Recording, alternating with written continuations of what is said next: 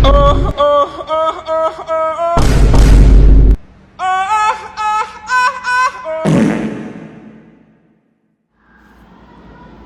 up? It's me, Mr. Carter, back again with another YouTube video for you. I hope you're all doing fantastic. Sorry, my face got like super close to the camera just then. Hope you're doing fantastic. Hope you're having a wonderful day. I'm sure everything's going well for me. Probably pretty tired. I'm already yawning, and my baby isn't even born yet, so that's a great sign for things to come. Well, we're carrying on talking about the Crusades today. Now, if you remember, the Crusades were the English invasions into, or not English, but it's European, but the European invasions into the Holy Land. Remember, the Holy Land is like the biblical land. So think like Israel, Jerusalem, Palestine, those areas that today.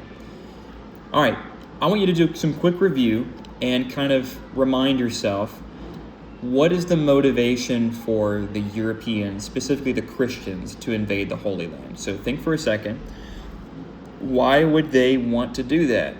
I'll give you 2 seconds, and while you do that, I'm going to sip on my coffee. So I want you to think, why did the Europeans go invade the Holy Land?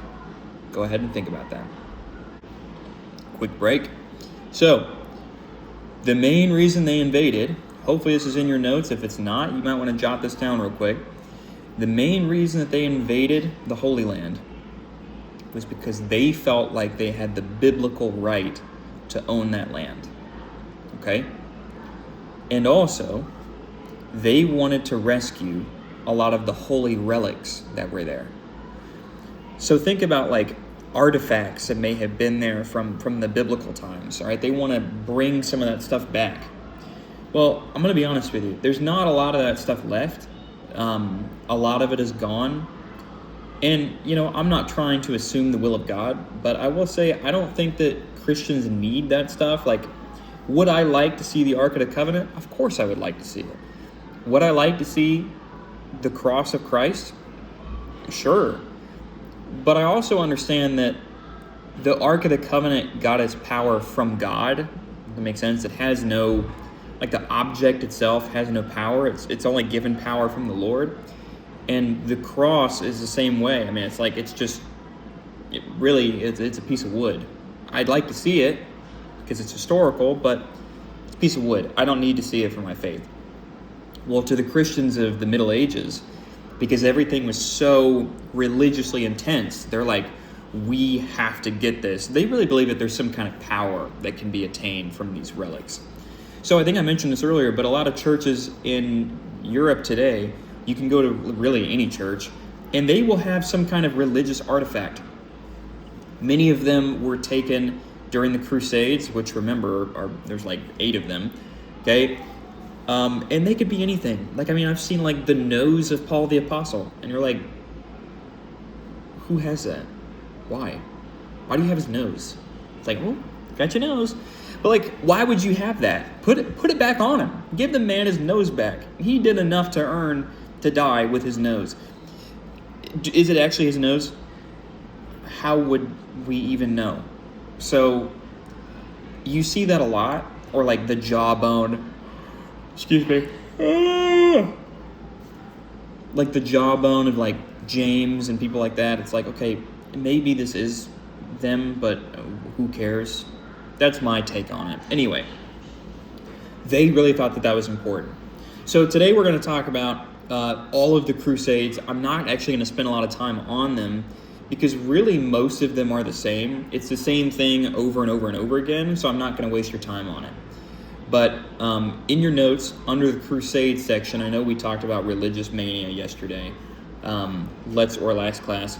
Let's go ahead and go back to the Crusades. So if you want to put like Crusades continued, that's totally fine. Okay. So for one, okay, the central kind of fight during the Crusades, and you can write this down, okay, the central fight is Christians and Muslims are always fighting over Jerusalem. Jerusalem is a city that everyone wants. The Christians want it for symbolic purpose, and at first the Muslims were kind of like already living there, and then they want it back because they think it's theirs. So think about it like this. It's kind of like how like European Americans came in and kicked out the natives, right?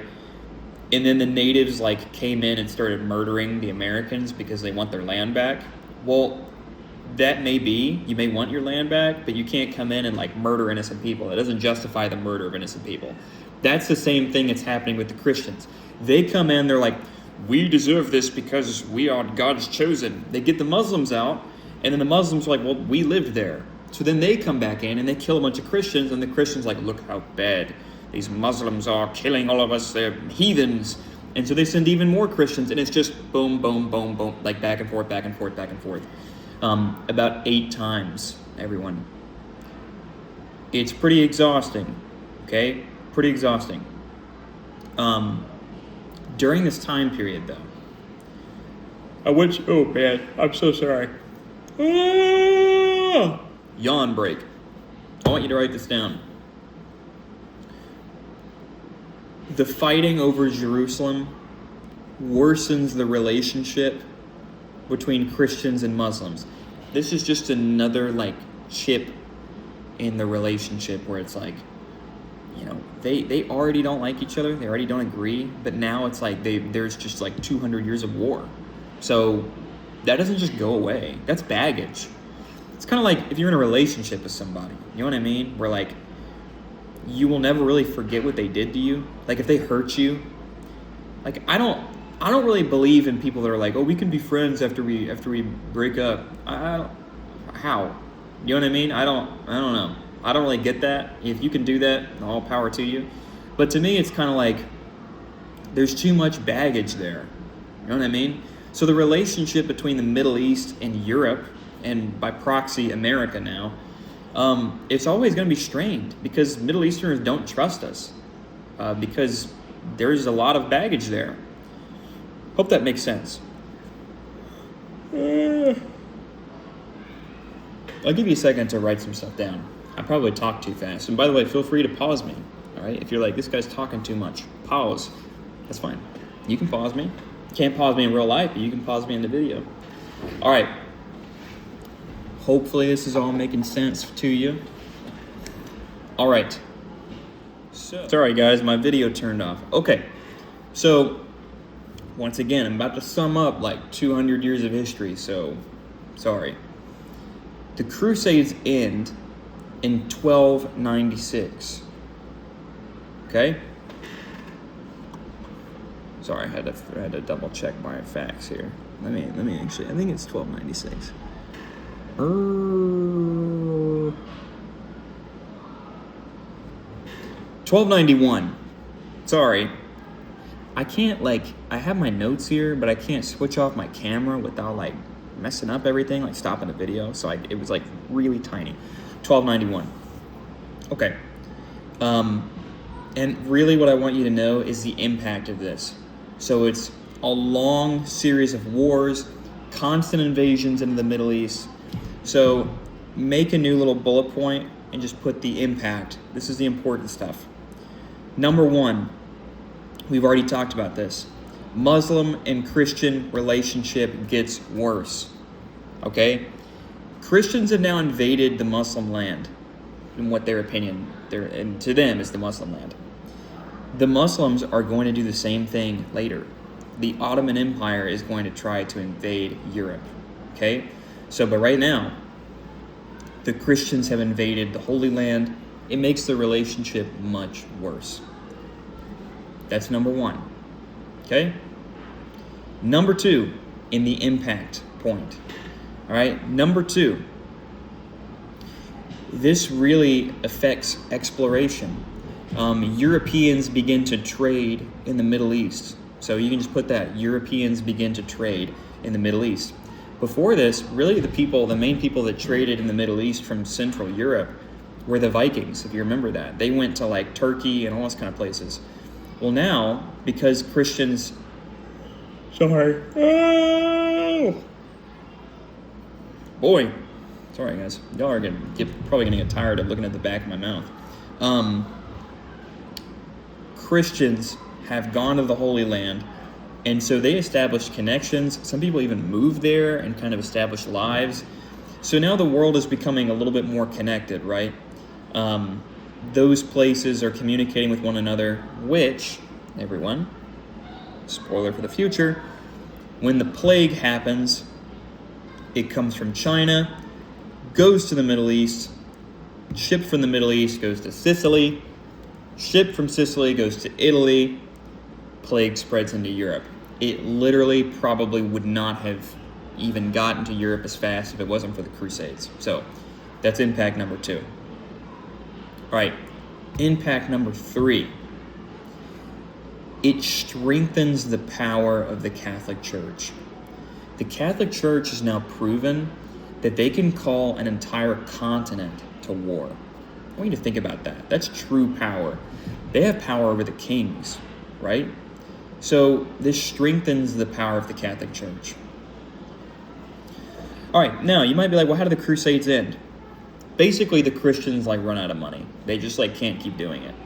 They go, they capture Jerusalem, Muslims take it back. They go back, they capture Jerusalem, Muslims take it back. It goes back and forth, back and forth, back and forth. That's expensive. Also, people get tired of going back there. And so eventually, they kind of just give up. All right, they're like, well, we're not winning, so we're just gonna let the Muslims have it. Which might seem counterintuitive, but really what they see it as is well, we'll just do it later. God will help us later. But again, the real impact of this is the relationship between Muslims and Christians and the strengthening of the Catholic Church. All right, I hope that all makes sense.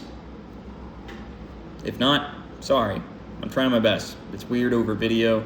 So if you got questions or whatnot, email me. And I hope you guys are doing fantastic. Don't forget to continue working on your weekly kind of assignment that you chose to do. And hope you have a fantastic day. See you later.